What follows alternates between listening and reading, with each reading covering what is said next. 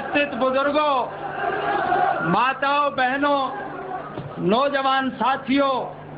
और इस कृषि प्रधान देश के उज्जवल भविष्य के बच्चों, मैं आदरणीय चौधरी देवीलाल जी के और आपके मध्य में हाजिर रह करके वो जो आपको दिशा निर्देश दें और जिस उत्सुकता से लगातार 5 घंटे तक इस कड़कती हुई धूप में आप बैठे हुए हो, मैं बाधक बनना पसंद नहीं करूंगा, मैं भाषण नहीं देना चाहूंगा, बल्कि मैं सर्वप्रथम आदरणीय चौधरी देवीलाल जी का इस बात के लिए धन्यवाद करूंगा कि आखिरकार विपक्ष के सभी लोगों के उस आग्रह को उन्होंने मान करके आज के इस पवित्र दिवस को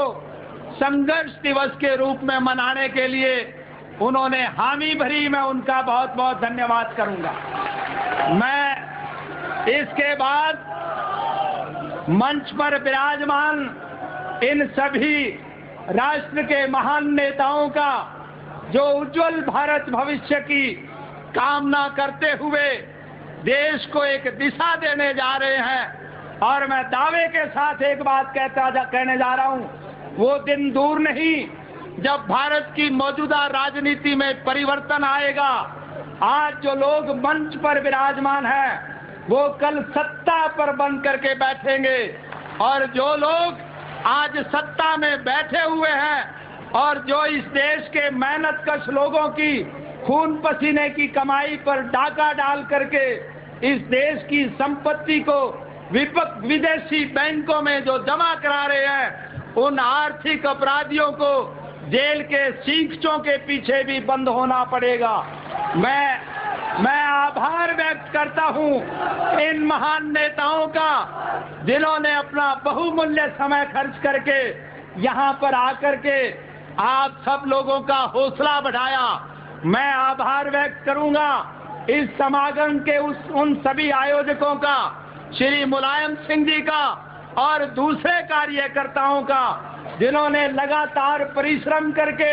भारतवर्ष का सही नक्शा हिंदुस्तान की बोट क्लब पर एकत्रित करके आज केरला से, तमिलनाडु से, मध्य प्रदेश से, उड़ीसा से, राजस्थान, बिहार, उत्तर प्रदेश, सभी प्रदेश के लोग आज लाखों की संख्या में जिन्होंने इस दिल्ली के ऐतिहासिक बोट क्लब पर एकत्रित करके हम सबका आपस में समन्वय स्थापित किया। देश और प्रदेश के नाम पर अखंडता का नारा देने वाले उस राजीव गांधी के मुंह पर एक करारी शपथ मारी जो देश तोड़ने का काम करता जा रहा है। मैं उन सभी कार्यकर्ताओं का आभार व्यक्त करूंगा जिन्होंने लगातार 22 दिन तक अनथक परिश्रम करके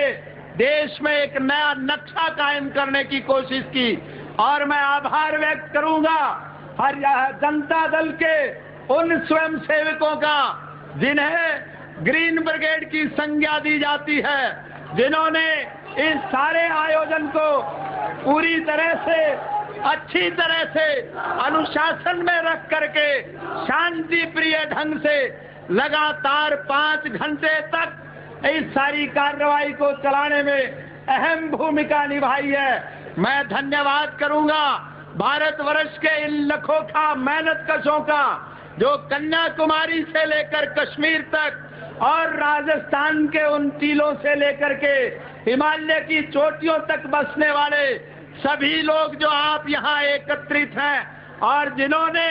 ये आदरणीय नेताओं के उस कथन को स्वीकार करके चौधरी देवीलाल जी के संघर्षमय जीवन से प्रेरणा लेकर के इस देश की राजनीति में परिवर्तन लाने का